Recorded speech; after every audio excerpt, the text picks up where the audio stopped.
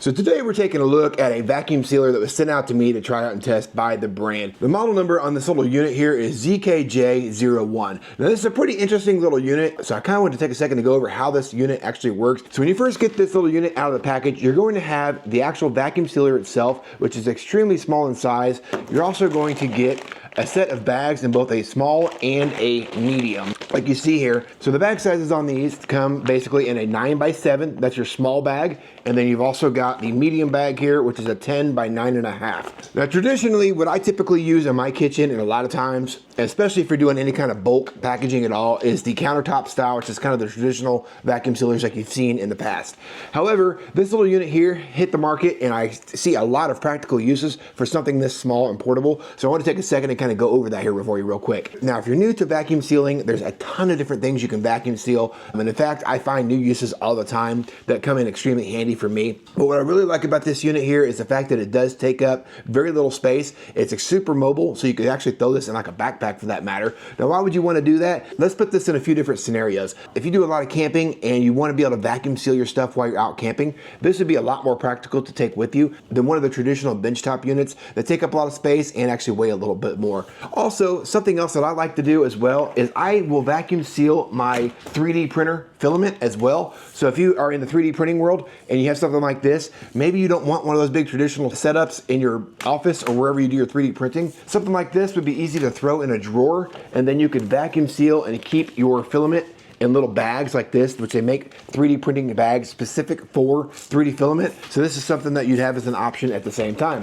Now, something else we also like to do with our vacuum sealers as well, and this is gonna be a lot more handy to have on you than like the traditional benchtop model. We typically take a set of clothes for each of us, throw them in a book bag while we're hiking. So in this little vacuum package here, I've got a set of shorts, socks, underwear, and a shirt for my son. So we would basically do this for all of us, take this and throw this in a bag or in the truck. That way if we're out hiking, we get into a creek somewhere and we want to be able to change clothes real quick, or if we just got that stuff on us while we're moving around, we could throw this in a vacuum seal, watertight bag at that point and have that on us handy, ready to go. Now let's go ahead and take you through the uses on this little unit here. This does charge USB-C. It does come with a charge cable as well. It doesn't take very long to charge at all. And in fact, I've been using this unit for several things. Just having the testing, you could see I've probably vacuum sealed, I don't know, maybe around 10 different things now doing the testing on this, and the battery life lasts extremely long time.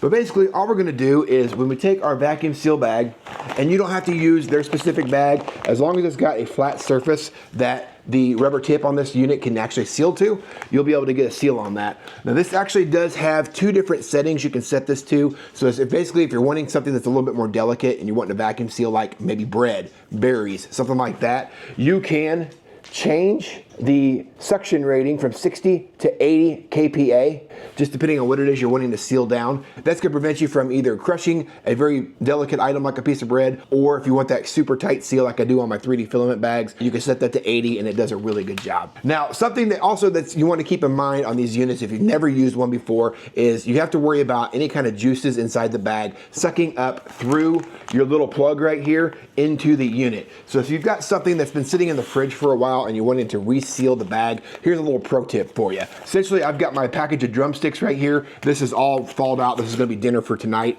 I wanted to show you an example of what I mean though. So if I was to try to suction this bag shut right here, because juice moves faster than air, you're going to suck up all the juices into your little unit here using this style, which is something that traditional sealers don't have a problem with. Now there's a workaround for this.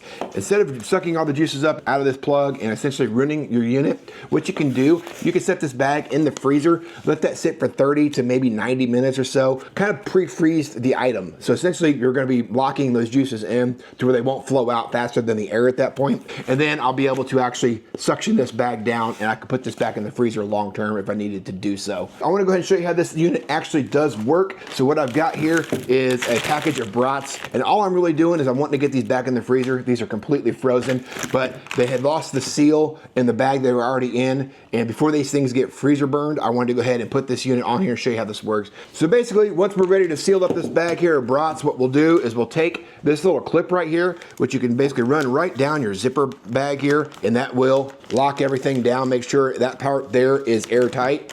We'll double check with our fingers. Everything feels good there. Now we could take this unit, go ahead and stick it on the plug and hit the button. Make sure it's set to 80 kPa, which it is. And you'll see this bag start to lock down. And depending on the size of the bag and how much air you have to suck out is how long it'll take. On a bigger bag, it might take you a minute or two to get all that air out. But on this bag here, you can see within seconds, we've got that good. We hit the 80 kPa and this bag is locked down, freezer tight, ready to go. We'll show you one more bag here just to get an idea of how this thing works. I've got a 3D filament here that I want to go ahead and get locked in as well. So all we're going to do is take our bag here.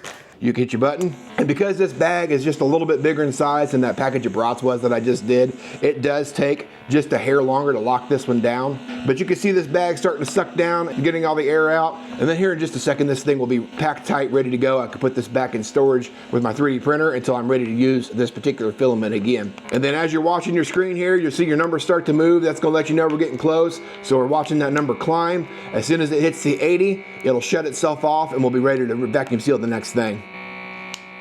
There it is. Okay, so that's sealed up, ready to go, and we can move on to the next thing. So if you're looking for a little bit more mobile unit when it comes to vacuum sealing and you're not necessarily wanting one of those big countertop units, check out this little mobile unit. See if this might fit the bill for you. I've actually been pretty impressed with this little thing so far. It's got a decent amount of suction power to it. I'm really looking forward to having this thing and being able to take it with us on our camping trips this year. But other than that though, having this little unit to be able to seal up my 3D printer bags like I've got like this is going to be a great essential to have in the drawer for me here at home. Other than that, I think that's all I've got for you. I hope that was somewhat helpful for you for making a decision as to whether this little vacuum sealer might be the right fit for you. Appreciate you guys taking the time to watch. We'll catch you guys on the next video.